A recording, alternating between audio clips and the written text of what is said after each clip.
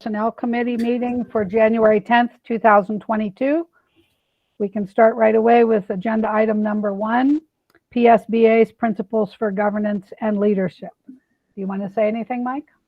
Yes, Ms. Cinda. I have since I've been here, the board's always asked me to put this and add this on every year for us just to reaffirm our commitment to these principles, because when you really look at what they say and what they mean in a simple form, Ms. Cinda, our principles have to be followed by practice. So when we talk about work together, spirit, harmony, respect, and cooperation, people expect us to lead that way. When we talk about aligning decisions to policy, that means we govern effectively. So what we do, what we've done in the last 4 years is put this on there as a reminder to remind us of the work, to remind us of the mission we have to work as a collective group and unit through these difficult times, but also anytime that we are showing our actions that our principles are also followed by practice. So I just put it on our Madam Vice President or Ms. Cinda, because that's something we've always done, and I'd like to continue it. And I talked to Mr. President, and that's something he wanted on there as well. So it's on there for approval, ratification later on this evening. And with everything that's been going on, I think it's something that we absolutely need to stick to and work on as to the best of our ability. Okay, number 2, the MOU with IAEA about the building subs. Yes, ma'am. We previously discussed this at the academic committee meeting. As you know, we would pay $175 a day, one per building at the very least. There would be no step movement or seniority rates. We would use ESSER's funds, about $320,000 for this year and all of next year. And we're trying to get this started here in the second semester. Mr. Heinrich has conducted some interviews with some candidates that he believes could help fill that bill. And we have on your agenda tonight approval to approve an amendment to the contract with Kelly Services. So this is something we talked about several meetings ago, just again, bringing it up to light as we are going to vote on it tonight, as it reflects the motion or the request that the board put forth of this administration.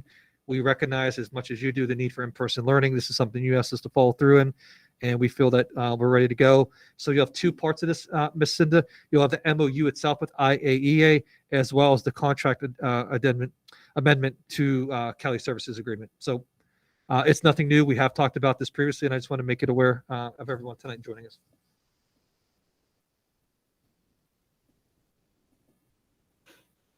You're on mute, Cinda. Thank you. And yeah, I just ma'am. undid. Can you hear me? Okay. I meant to say at the beginning too, I did get a phone call from Tammy. She's not feeling well. She will not be here this evening for any of the meetings. So Okay.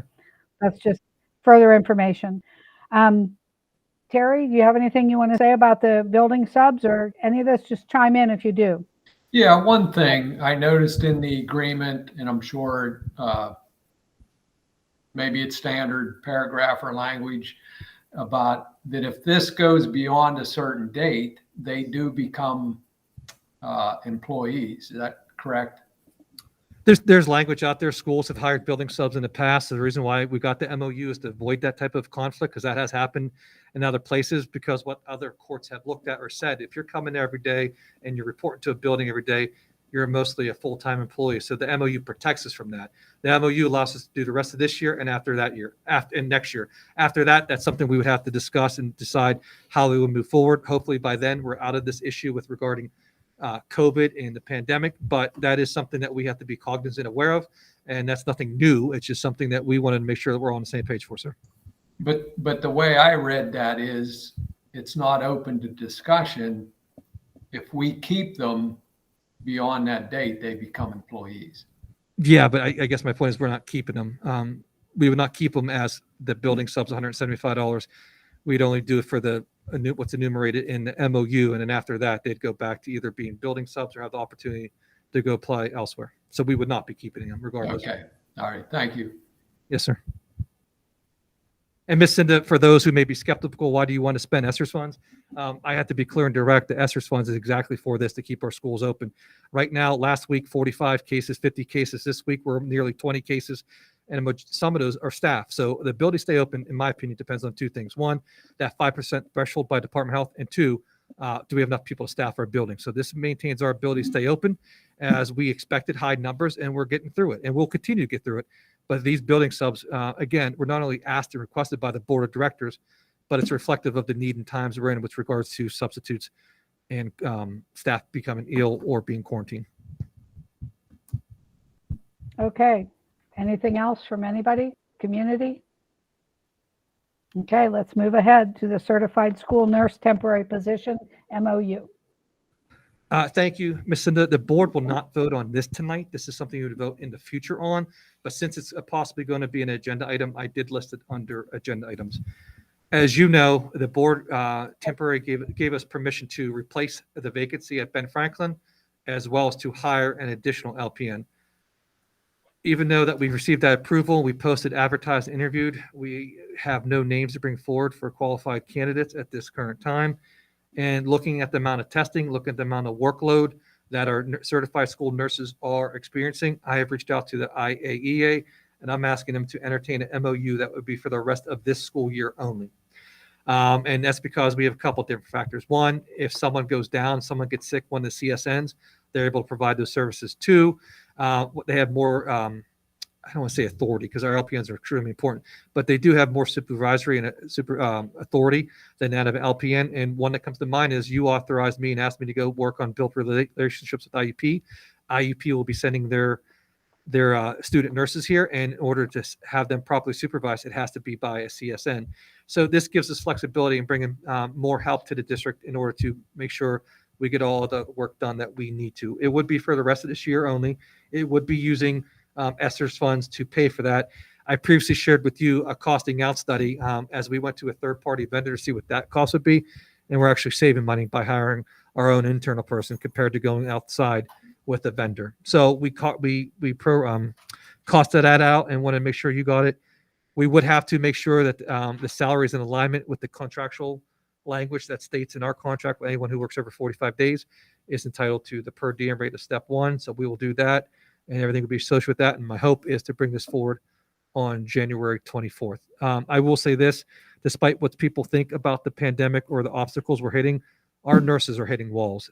They are going above and beyond. That includes our LPNs and our CSNs to try to get everyone tested, follow up on their contact tracing, and do everything to keep our kids open, our schools open, kids safe. So I do recommend the board consider this. However, it's ultimately your decision. It would be spent and money's used through ESSER's funds, but exactly when you look at the ESSER's funds and the rationale behind it, this is in alignment with that. Keep kids safe and keep our schools open. So respectfully, we'd like to bring that forward if the committee's okay with that. I have no objections. Terry? None here either.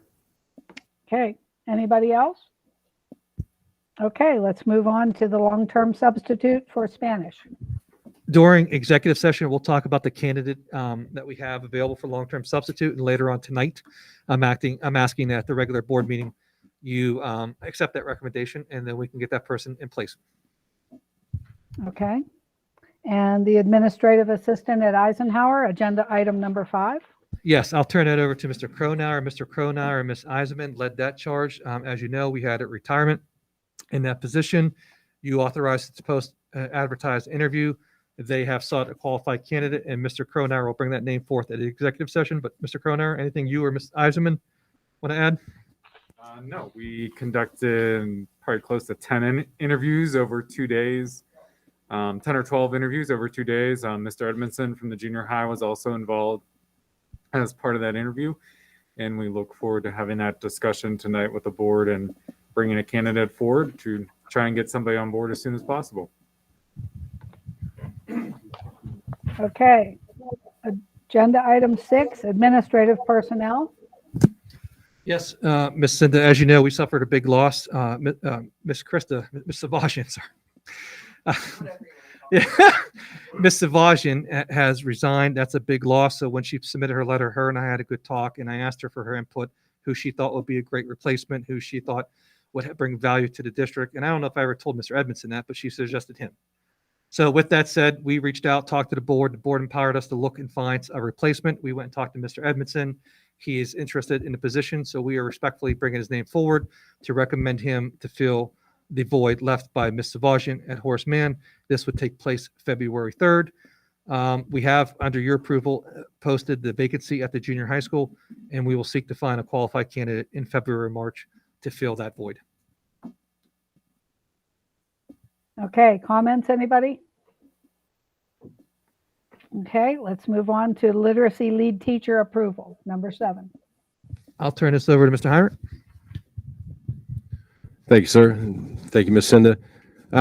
Last year, this board approved the position of literacy lead teacher to help navigate and promote the switch in our whole philosophy of reading instruction.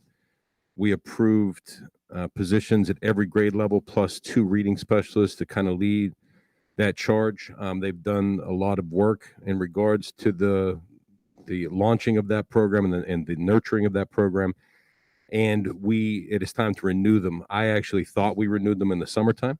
However, it was my mistake. We did not renew them in the summertime. So it's the same exact people, except we did approve Miss Lisa Friedhoff to serve in the 4th grade position. However, we never approved or reapproved, or 5th grade position, I'm sorry. We never reapproved all of the team from last year. So with your permission, I would respectfully request that we fix my mistake and approve all of those people who have been doing this job without being paid. Absolutely. Terry, anything? Nothing. Anybody else? Okay, the last 3 agenda items have to do with the Audit and Finance Committee. So if Julia's there, I'm going to let Julia take over. Are you there, Julia? Yeah, I'm here. Yes, I'm Okay. here. Thanks, Cinda. You're welcome. I appreciate you taking time to let us have this short meeting. There's 3 items on the agenda tonight for the Audit and Finance Committee meeting. Jared's here. The LERTA program, the budget motion, both of those are on the board agenda tonight. And then I think we have a vote on this ESSER tonight. So sort of the last comments, if anybody has anything to say. So give everybody an opportunity. First off, the LERTA program, Jared's been working hard on this, and I have done some of my own independent research, and I know the borough is anxious for us to one way or the other to vote on this. So we decided it was time to put it on the agenda. And what my research personally found was that not too many counties, and I talked to 3 different counties, you have many applications, including Westmoreland County, which is, 300,000 people in that county, as opposed to we're about 85,000. So it's pretty remarkable. I think total they only had about 24 applications outstanding, and they've had it for years. No commercials, just all residential. So I think it's fair to proceed with the motion as is, and I wanted to find out if the committee has any comments about that tonight. And then Jared can weigh in with his thoughts. Do you see anything? Go ahead, Mr. Kerr. Yeah, 2 questions. In the write-up, up at the top, and I think we did ask Ben Ford about this, but I don't recollect his answer. It mentions 10 years. And then down further in the draft, it's for 7 years. And to me, that's a little bit confusing, but maybe there's a reason for that. I thought it was a 10-year term. Am I mistaken, Jared? I believe it should be a 7-year term. So that probably no more than 10 years should say no more than 7. Okay, that's what I was thinking, Jared. And then my last question, and I think I did ask this before, but again, I don't recollect the answer for sure. Say any one of the entities, the county, the municipality, the school district, raises taxes. That, after this goes into effect, so that the taxes that someone pays stays pre-development, even if one of the 3 entities raises taxes within the 7 years? I don't believe it does. No, I think whatever you would have paid, you're going to still pay. Yeah, I mean, when the exemption period's over, you're going to pay what the tax rate is at that time. So you're not going to, there isn't, correct, and if I'm kind of taking the question the wrong way, Mr. Kerr, please correct me, but if you go into that exemption period and the tax rate, as Indiana School Districts is right now, is 15.36 mils, and we would raise taxes over that 7-year period, you would still be exempt on that improvement of the property over that 7 years, regardless of if there's a increase in taxes. Okay, thank you. The non-exempt portion that you're still paying taxes on, you would have to pay the increases. Yes, ma'am. Does that answer your question? Well, what do you mean by the non-exempt portion? Wait a minute, am I saying that right? No, the exempt portion is the improvement. Yeah, let's say you have a $100,000 piece of property and you put $100,000 worth of improvements into it that raises the assessed value by 100,000. The additional assessed value is exempt for the 7 years, but the original 100,000 would still be taxed, as well as it would go, any taxes paid on that would increase with any tax increase during that 7-year period. Okay, thank you. And that clarifies what I was thinking. I thought that we would not see an increase in that base amount at all for those 7 years. Nope, that base amount would remain completely taxable and would follow any tax increase for any of the municipalities involved. Okay, any other, Cinda, do you have any comments? No, I'm glad for that clarification because I wondered that too, but I was still hesitating a little bit, thinking that maybe we needed to not have it the 100%, based on the idea that there are not that many organizations or people taking advantage of this. I think we can go ahead with it. I'm glad that it's only 7 years though.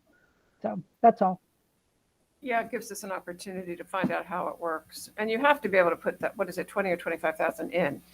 The minimum, First place. yep, there's a minimum of 20,000. Yeah, so you have to have some capital. So you have to kind of be serious about it. That's a serious amount of money for your average home in Indiana borough. And this is only the borough, it's not the township. So do you have any more to say about it? No, I mean, the board can always revisit it later. It's not a forever program. I mean, if there, we can certainly go back to the other municipalities for changes in the future. Now, the best programs have all 3 municipalities in equal cooperation and an equal program. But the board can always lead discussions in the future if we look to make changes to the program. Okay. Jim, do you have any comments? No. You okay with it? Okay, good. Walter, you okay with it? Good. Okay, good. All righty. I think we could move on, Jared. So you've prepared a motion. Would you explain the index to us one more time? So all the new members have an opportunity to, this is an important thing, so we need to. Yes, ma'am. This is our annual budget motion that really kind of kicks off the budget season. It is really the board's first motion regarding the 22-23 budget that we will be preparing over the next 6 months and looking to approve in June. And what this motion does, since Act 1 was put into place, is really kind of set the stage for whether the board wishes to stay within the Act 1 index, which is determined by the state every year, and it is your individual district's percentage that the district can raise taxes by. And I'm not just talking about real estate taxes. I'm talking about any tax that the district may have in place to fund the school district. So, but real estate certainly is the big one, and that, the index this year for Indiana School District is 4.3%. So that is our cap. If there are certain exceptions that the district can apply for from PD, if we would wish to go over that 4.3%. Now, they're very limited and they're not exactly easy to obtain, but it is a possibility. And if you wish to do that, you would have to pass a motion to prepare a preliminary budget, submit your preliminary budget to PDE, prove to them why you need those exceptions above the 4.3%, and then they can approve or disapprove of them. Otherwise, you pass a motion to say, PD, we're going to stay within the 4.3%, the index. We will not raise any tax above that.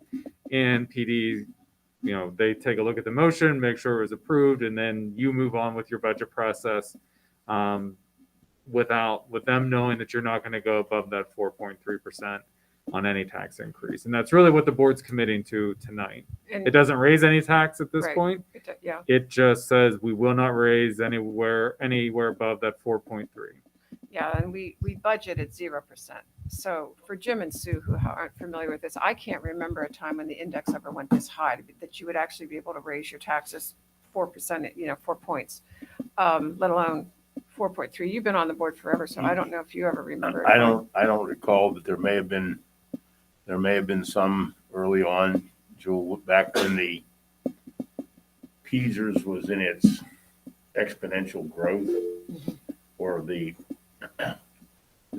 payments that we had to make was in that exponential growth. I think there may have been some that higher, possibly higher, but none in the last, 5 or 6 years. Yeah, well, for me, 8 years. So it's Yeah. never gone. In fact, it used to feel high, Jared, when you could go to 3.5%. That wasn't so long ago. Probably 3 or 4 years ago. It was at Yeah. 3%. So I think we'll hear from the committee. Do you all want to go with the first part of the motion or the latter part of the motion? Cinda, do you have a preference? I think I know what it is, but go ahead. Yeah, I definitely want to stay with the first part of the motion, to stay within the 4.3. But wanted to ask Jared, do you have any idea what the reasoning is, why now all of a sudden this is happening? Is it COVID related and the economic situation because of COVID? Do you have any idea? I would say those all play a factor in it, Miss Cinda. I mean, the actual calculation to create that is very complicated, and I'll be the first to admit that I don't exactly understand how it all flows together. But poverty does play a role in that, as well as just general economics within the state. So I'm sure COVID has played certainly a role in that over the past 2 years to get us to that point. And the university, I think, probably has played in to some extent. Absolutely. I mean, so our tax base is smaller, that's for sure. And I think it's changed a lot just since the time I've been on the board. Oh, okay, so Terry, what is your preference at this point? Same as Cinda, within the Okay. 4.3. Okay. Anybody else have anything to say? General? So I'm going to move that the resolution that the board will not increase any school district tax. Okay. So I don't have to read the first part unless somebody makes a motion. That would be a wild meeting. So, okay. Anything else on that one? Hearing none. I just wanted to have sort of a wrap-up discussion on the ESSER funding expenditures on the agenda for the specialized, well, all of it actually. And Mike, I wanted to compliment you on the slideshow that you sent us with the pays slides, which really had a marked impact on me. A lot of those slides did. The one personally that really got to me was the food insecurity and how it's just like this. And, then you get to thinking about what more can we do? I think that your presentation the other night was quite good. Dr. Runge's comments I thought were very helpful. So I think you've done a good job of explaining this to us. I think the drawback is that ESSER funding in all likelihood will not last forever. But my final point is that it is my understanding, based on what you've said, is that we would not be hiring these individuals as employees of the district. They would be subcontractors. Yes, ma'am, they're subcontractors. That's absolutely correct. So once the contract expires, or if the board says, look, I don't want this anymore, then that goes away. I think that's a better course than hiring people, having to furlough them as well. Okay, great. So Terry and Cinda, do you have any comments you want to make right now about any three of these, A, B, or C? The only thing, I echo everybody's concerns that someone that has a lot more experience with unfunded mandates than I ran into shortly after we got the ESSER's funding, and they just reminded me to be very careful of how it's spent, and I think we are. And I understand the need is there, but we have to just be cognitive that at some point these funds are going to run out, and then we are going to have a more difficult decision than we do tonight. Very true. Can I talk to this point? Yeah, let me just ask Cinda, you come on up. Cinda, do you have any comment right now before? No, I do agree with Terry though, but I've been around the board now for going on 6 years, on it for 2 and around it for 6. And I know that funding is always an issue. And when funding runs out, we have just done what we needed to do to maintain things as best we can with the idea of keeping academic excellence and the safety of our students and the well-being of our students at heart. So I think that the funds may leave, but while we have them, I think we need to use them. Yeah, thank you. And when you look at that data, you're almost like doing nothing is not an option. I mean, we know where we are without doing anything. So go ahead, comment, I please. think this is Krista Savagian. I think my greatest concern is when it does run out, what do? Those students had all that support and then it's gone. So what do? Well, I think, Mike, you're in a position to talk about that. My feeling about it is that we're going to have to measure how well we did because we may want to tweak it. We're going to find out where we've improved and where we haven't. Yeah, I think Krista brings up a good point. I think my response to this committee and everyone in this room would be, let's look and see what the data says when we get to that point. Right now, we are going back and we're going to look at past paced data to see what we find and see how comparable it is. But we know we're not working in comparable times either, though. What the kids are experiencing now compared to back then, I think is slightly more intense. And we're hoping that data proves that. So, and also the hope is by then, if we can get better what we do, tier 1 services and the other programming we provide, hopefully there's not a need for this. My wish would be in 2 to 3 years, there's not a need for this. But I just don't know when you look at the amount of hurt. The one that my biggest takeaway, I thought the food insecurity was a big one, but for me was the depression and the amount of kids thinking about committing suicide. I'm blessed to be here, but I would never guess that number, not in Indiana. And I think we compound that with what's going on in the pandemic. Kids are hurting more than we see and more that we have been able to screen for.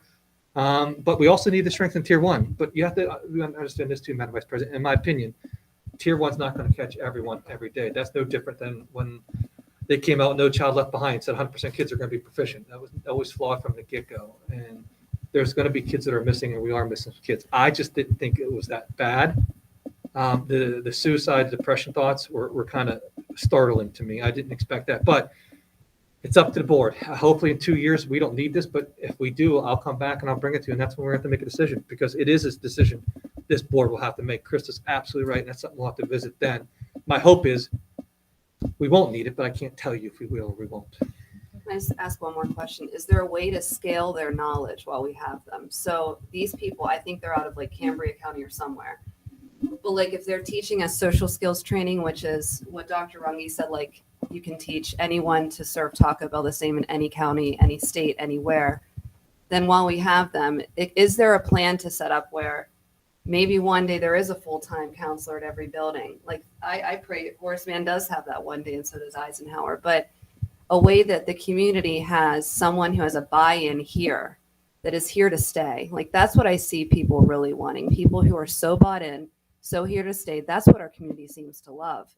But the other piece is you can't fight the feeling of a community in a school when they come together. People coming in as consultants for behavior, that's a focus on behavior. Just like PBIS is, positive behavior interventions and supports. If tier 1 is such an important piece, I think we just really need to drill that. And maybe part of tier 1 is getting this bought-in support to teach our people how to do it. Because that's the only way this will be successful. You can't just bring in the support 1 year and then it's gone the next. You can't do that.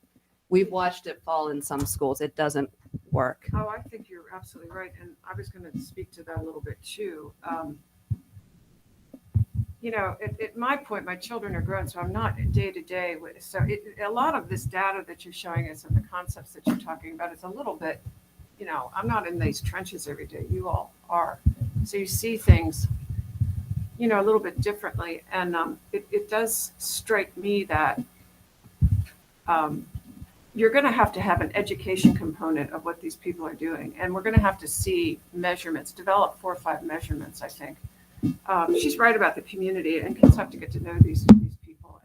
But the first thing is that they feel they can come and talk to you. So whatever intake you're going to do, it better be a pretty calm situation where they feel if somebody's hungry and there's no food in the house, you know, some teacher, everybody's got to be flagged to be able to get to somebody and say, look, this family, something's going wrong here. Yeah, no, I agree. I think it's all good points. And when you talk about local community buy-in, we met with Dr. McGowan today and asked his perspective on this because to Chris's point, he lives here, his kids go to school here, and he was startled by the numbers as well because we wanted to make sure that we weren't overreacting. When we looked at the numbers, they were concerning to us, but I wasn't comparing to anything else other than ourselves. And when I saw that, I was taken back. So we met with him today just to ask him, are you seeing this the way we're seeing this, or are we making a mistake? Because the last thing we want to do is, misuse funds. But we also know we have a need and something has to give here with some of the services the kids need. My responsibility is to find what that need is, how to pay for it, and does it fall in line with the grant? We've done that. But I think there's some good discussion. But I think we also have to understand when we look at the amount of workload and caseload everyone has, it's the system's maxed to a T right now. Do we need everyone to have an understanding what social emotional learning is? Absolutely. But is everyone going to be trading Coping Cat or ART? Not necessarily. But we have to look at how we're going to sustain that and how we continue it. This is a conversation that's more than 1 year. We've been building it for 3, and it needs to continue to go on and continue to build capacity. So all those are points that well taken. But simply said, it's really the board's decision. I think you asked for data. I think I provided data. Yeah, And I'm hesitant, Walter. But are you gonna? Can this work through Safe to Say? It's a part of it. I mean, so if things are coming through and kids are screened or someone reports it's Safe to Say, sure, that's a part of it. Then we'll be able to know what type of treatment to get them. So what we're committed to is only evidence-based programming. So Coping Cat to deal with anxiety, aggression and replacement therapy to deal with those who have aggressive behaviors. But I guess the word of caution I have, if this is someone that thinks this is solved in a matter of months, it's not. This takes some time to build, and it takes some time to correct the behavior. But it's really again up to the board's decision. We also, during Mark McGowan today, we asked what other, for lack of a better term, tier 4 services exist and how they could be part of the conversation. So we're going to continue that to look at some of the sustainability issues of once hopefully we settle this initial wave that we're getting over the last year. But again, we'll defer to the board's wisdom.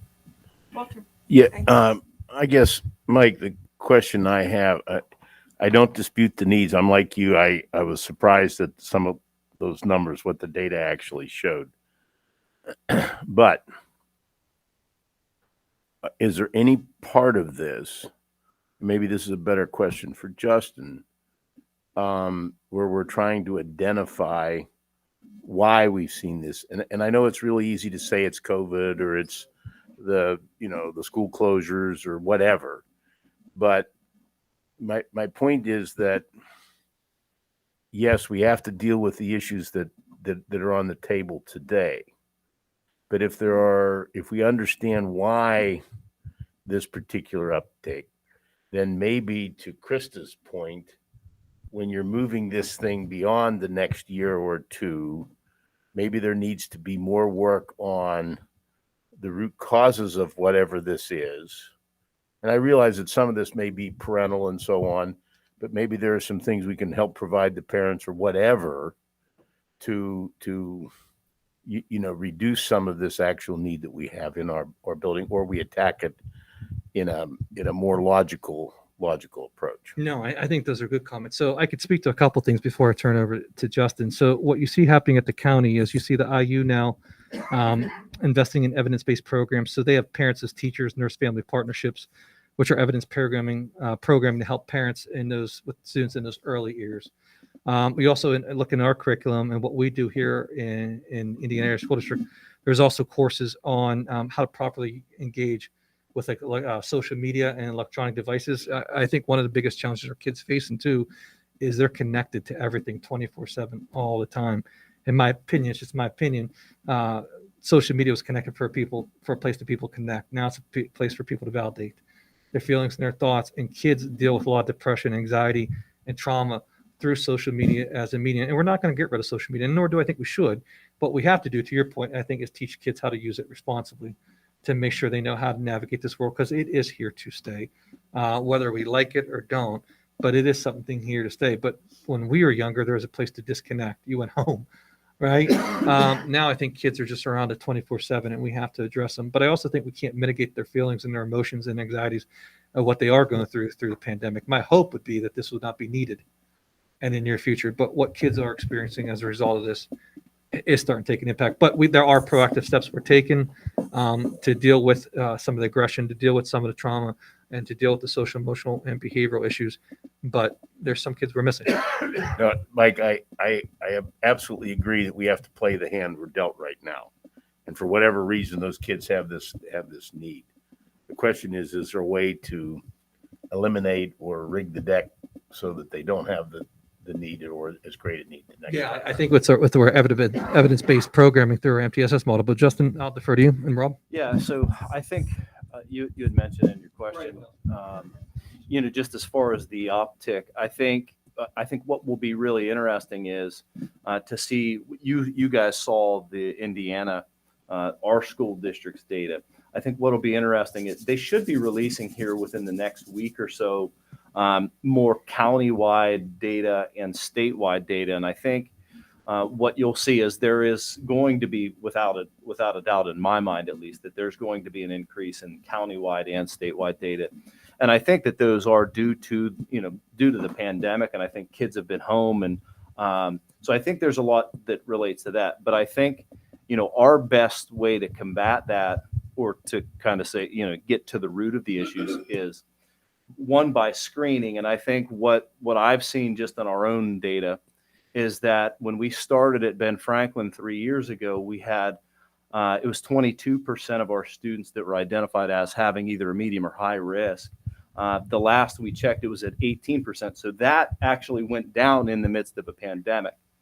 And knowing I don't that, know who's measured. Like when you say the 22%, is it the third graders included that already went to fourth grade? Did they get remeasured after they were gone? Like, what's the group that so the data it's is so we're coming from? just comparing school, the same school. It is different students. So you're looking at year to year. If we look at Ben Franklin's data, that's what went from 22 to 18. Like the longitudinal data is the important piece. Like, did it work? Because are we doing the same thing that Ben Franklin already has? Like, I don't know if it worked. Like, I didn't see the information if you did send it, but like, if you follow, let's say, a student A, how does student A do after the first year? He was or she was done with it. Like, I feel like I'm not certain about what it is and the support it provides fully. But at the same time, it sounds like it's important because the people I've worked with and trusted are saying it's important. But what happens when it is gone? Like, I still don't understand that. Like, I put my kid in that role and I think he has had it, and then all of a sudden it goes. Who's there for him now? Like, is he doomed for failure now? Like, Yeah, and what is it? I think your questions are good. I think that I think that we're in a spot right now where we do have some additional funding that if we could choose to do nothing with mental or behavioral health, or do something now when the needs are more pressing than they've ever been. And just looking at some of the data again, same students, we had 23 less students, and these are identical students that were identified as having risk than the previous year. So I think, going back, I think the way that we combat this is we build our PBIS and social emotional learning programs, and then we have those interventions, those evidence-based interventions for when we identify those kids that do have medium or high risk.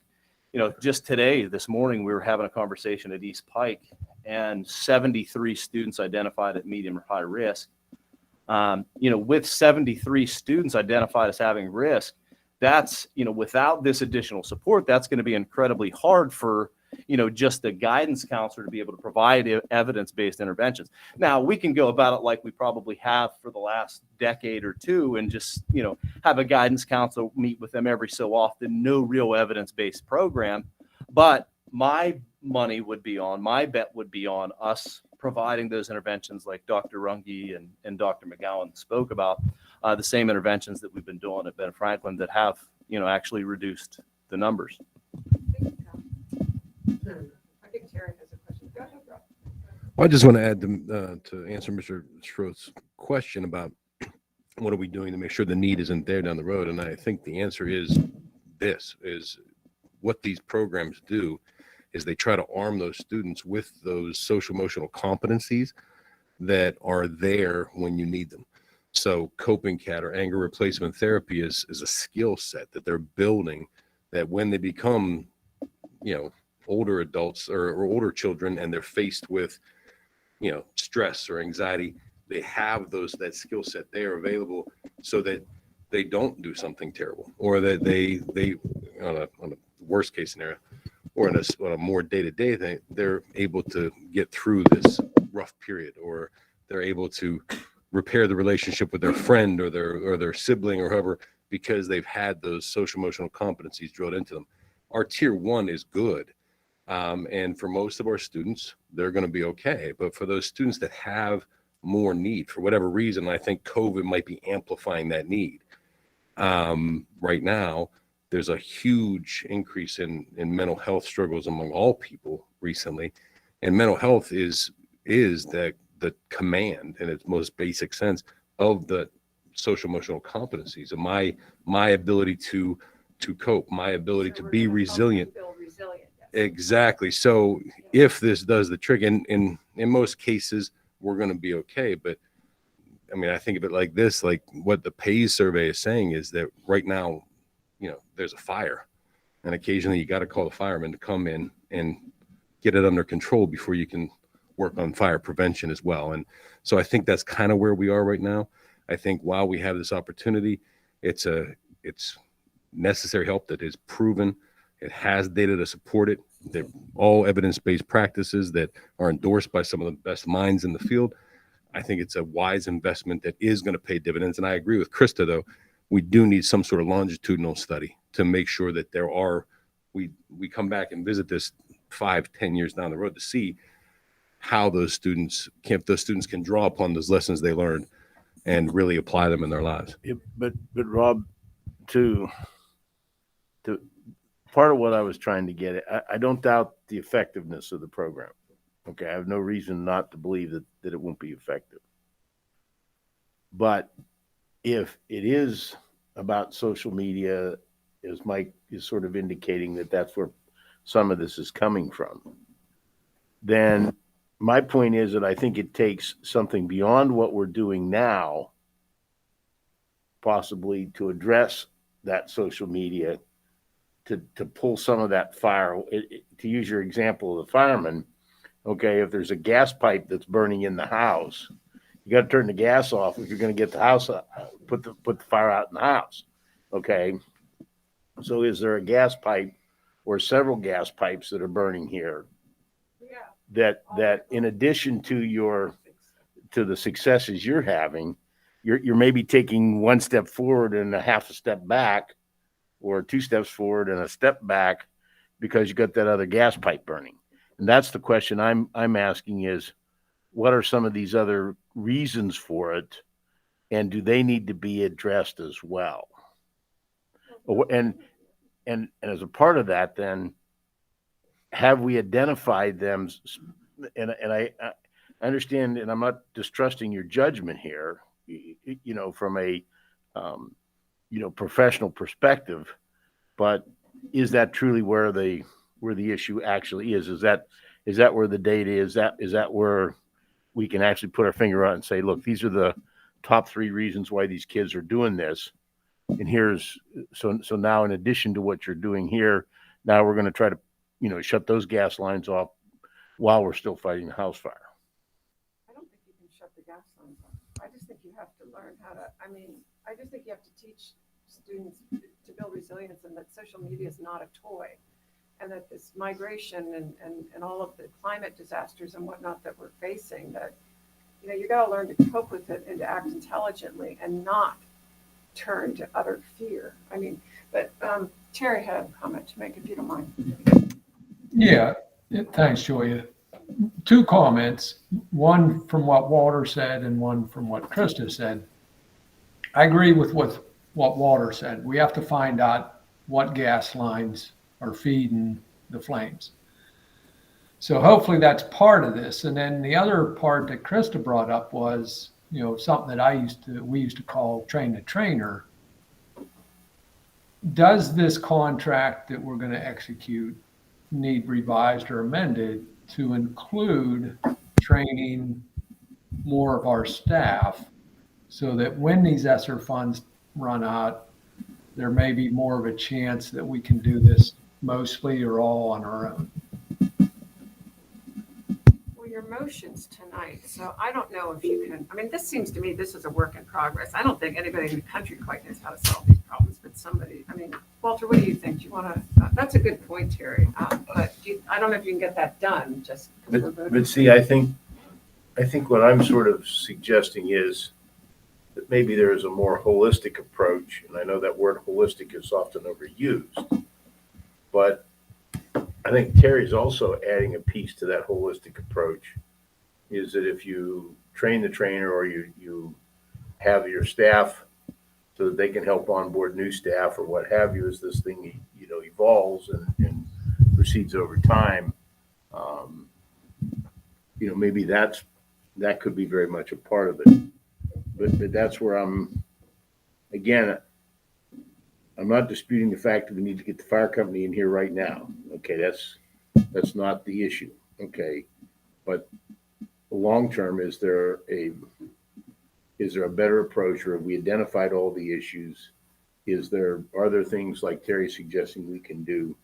Okay, to try to figure this out in a more comprehensive approach to it, is the question I'm basically asking. If you tell me that you've got it wired, okay, but I don't sense that from the comments that you guys are making, that this is part of a bigger picture, bigger plan, that yes, we have to do this part of it first, then the next stage is this stage, and then the third stage, and then by that time we have it figured out, we've identified which gas lines are burning, and go from there. Julia may be right. Some of those you may not be able to shut off, but you may be able to do something to help mitigate whatever it is that's driving it. What about mentoring? You share data, you share comments. I mean, I don't know what the privacy rules are, but what if you were able to put some sort of a mentoring with these this independent group, that there could be direct mentoring of your guidance counselors or whomever you need to be mentored in? Yeah, so one of the interventions that we do is called check-in, check-out, and that's exactly what check-in, check-out is they're meeting with a trusted adult whose almost main intent is to build a positive relationship with that student. They check in with them in the morning, and then the student takes pretty much a data sheet with them, and the teachers rate them throughout the course of the day. Then they bring that sheet back to that checkout person, where they're talking about how did your day go? What went well? What didn't go well? What do we have to work on? What kind of goal setting for tomorrow? And just to go back to a little bit of that, which gas line is burning. I think that's one of the reasons why we do that screener. And through that screener, we identify the types of behaviors that kids are struggling with, and just highlighting some of what we've seen at some of the buildings that have done SRSS so far. Really comes down to two big things. One being the internalized issues like depression, anxiety. And then on the other end of that is the externalized, which would be physical, verbal aggression. So those are kind of the ones that ring true at just about every building through this screener that we do. And then so we can kind of find out which gas line is burning.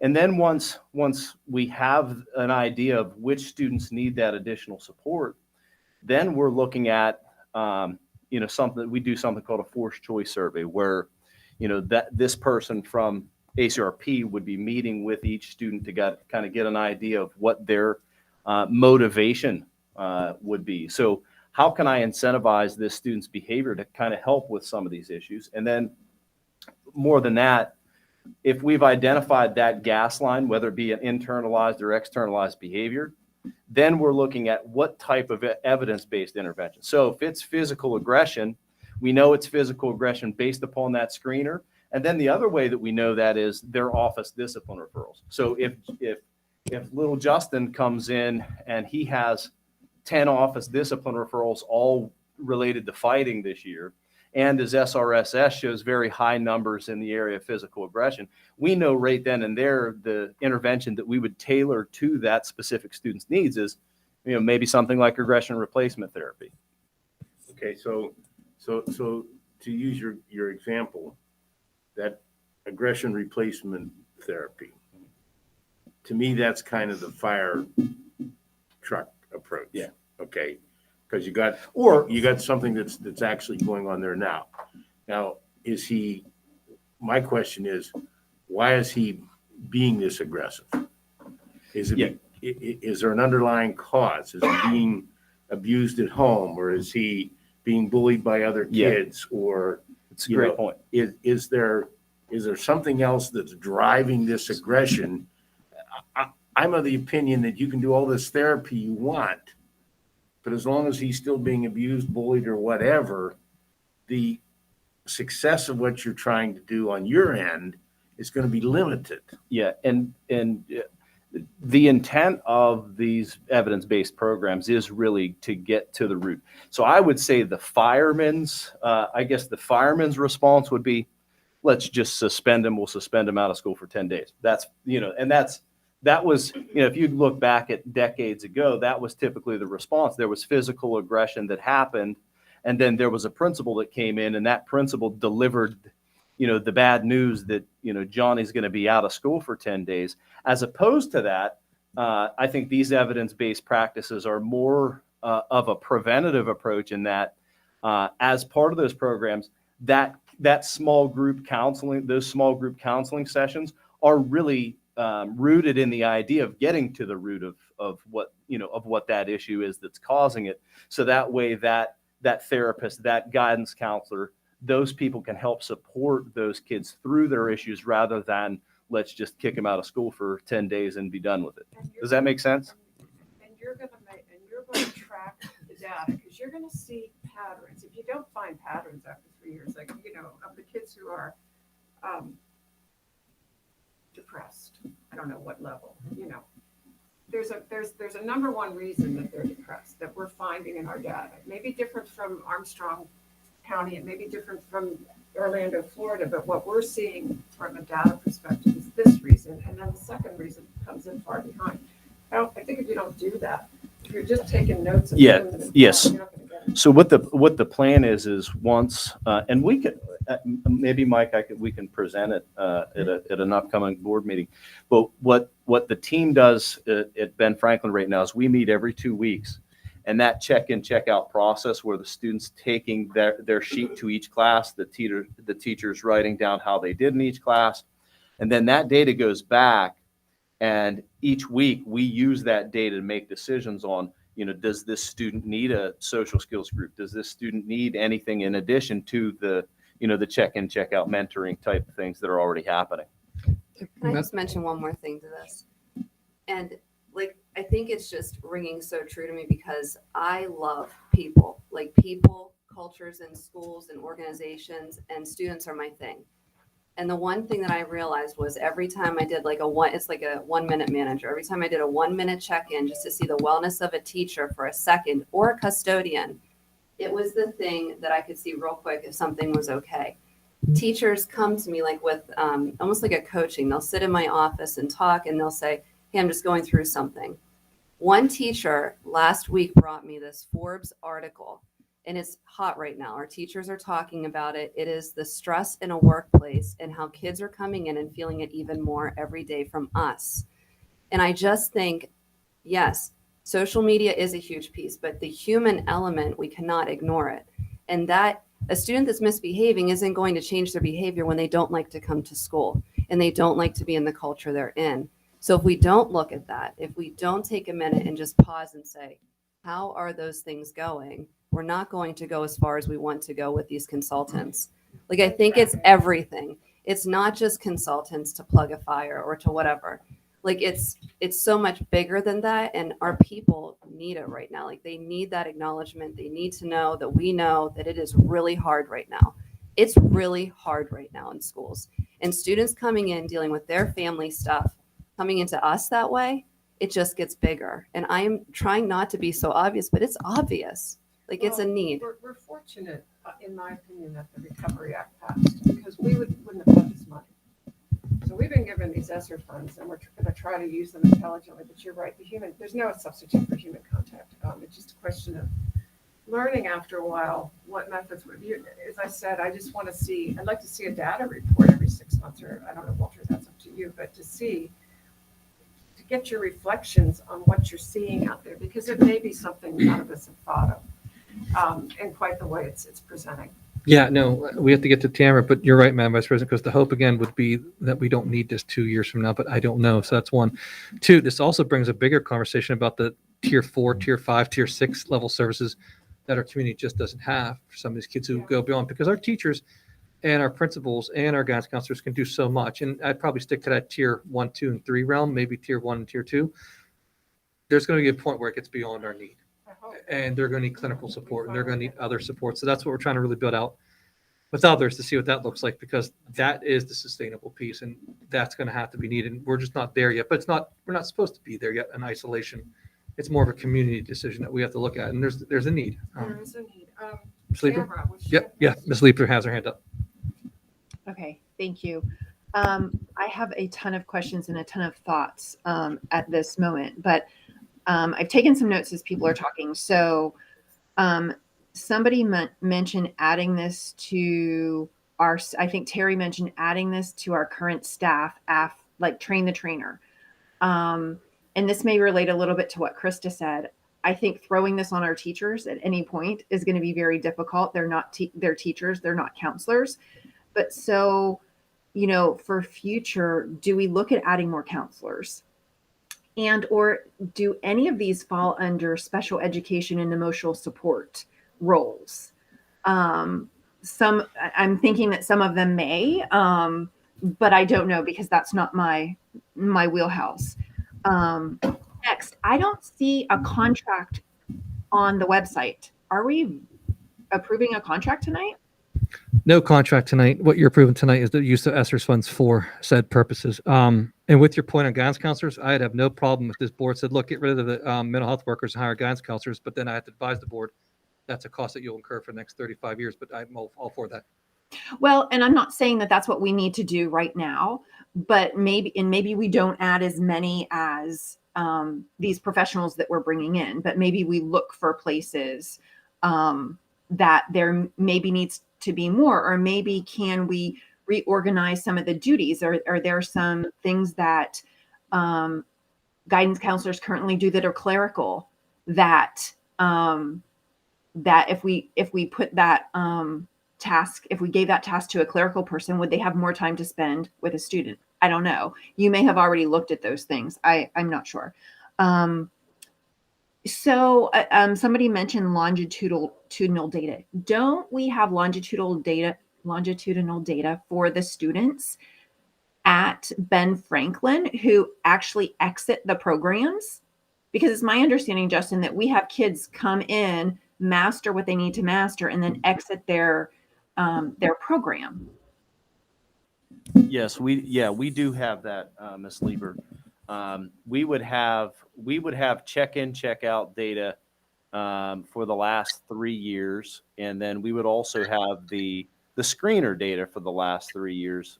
So yeah, we have all of that. Okay, I know data is a lot of work, but it may be informative to see how long students are in programs, how many of them exit programs.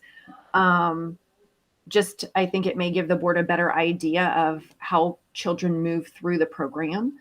And then do we do the universal screenings every year on every student at Ben Franklin? Yeah, we actually do it 3 times per year. We do it September, January, and spring. Okay, all right. And do you put that data in any form to look at trends in it?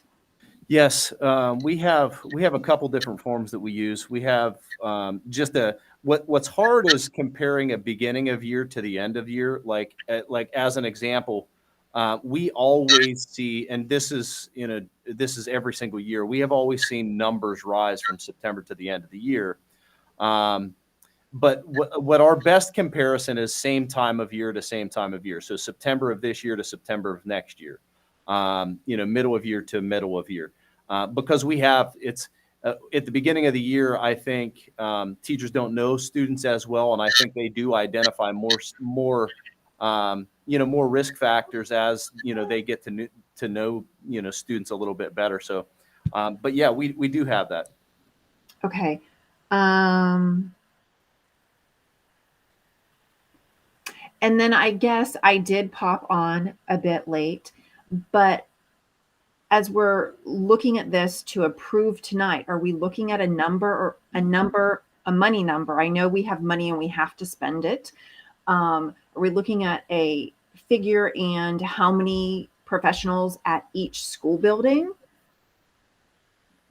Yeah, we would be looking. It would be four employees through this year and for the next school year.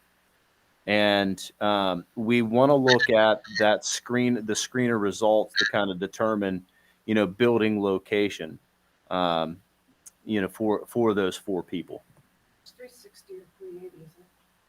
That's going to be the outline. Yeah, absolutely. Yeah, did you hear that, Tamara? Yeah, I know that it was on the last agenda, but I didn't see it on this agenda.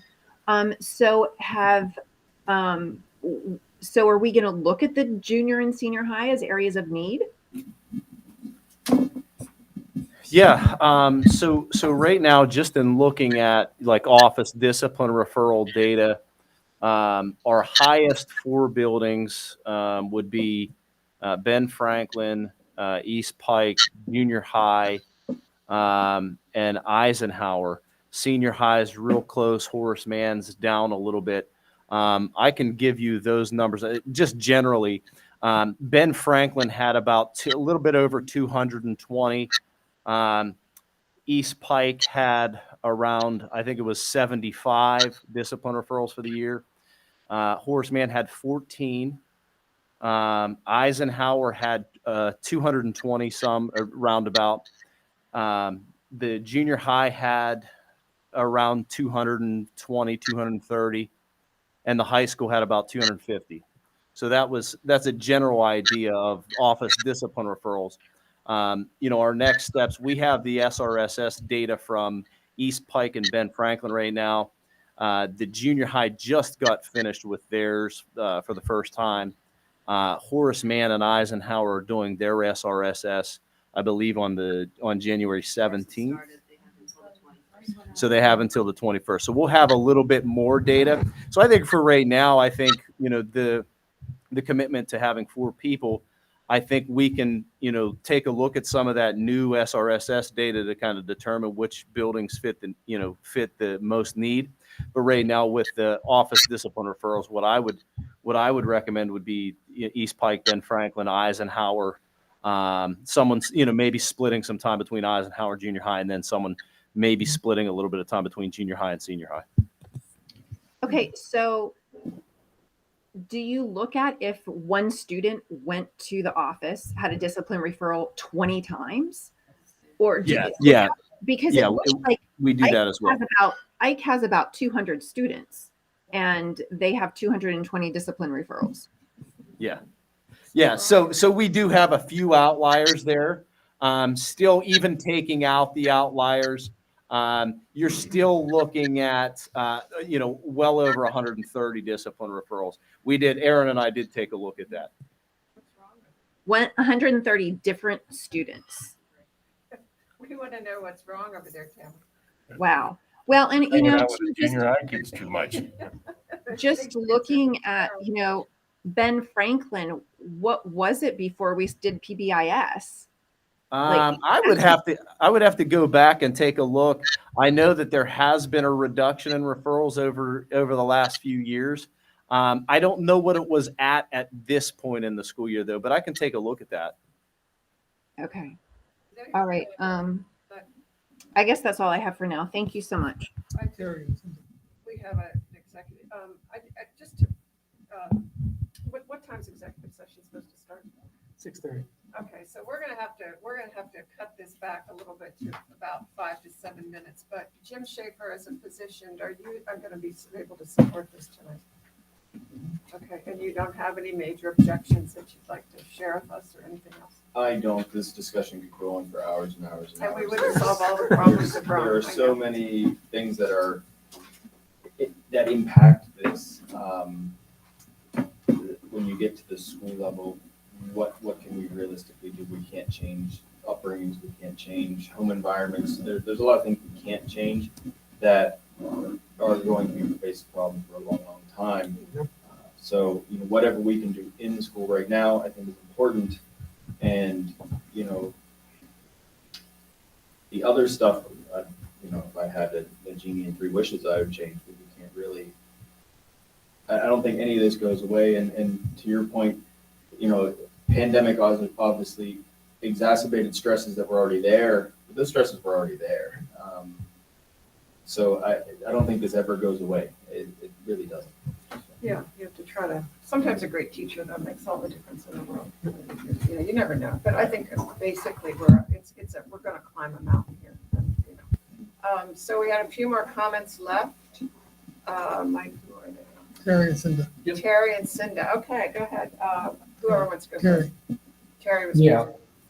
I think with all the good discussion and comments and questions and suggestions tonight, I'm okay with approving what's on the agenda as far as spending ESSER's funds, but I'd like to see the contract come back to the board or actually back to a committee meeting, and then have some more discussion to make sure that, we all feel comfortable with all the unended questions and comments tonight, that at least some of them are included in that, because the data shows, again,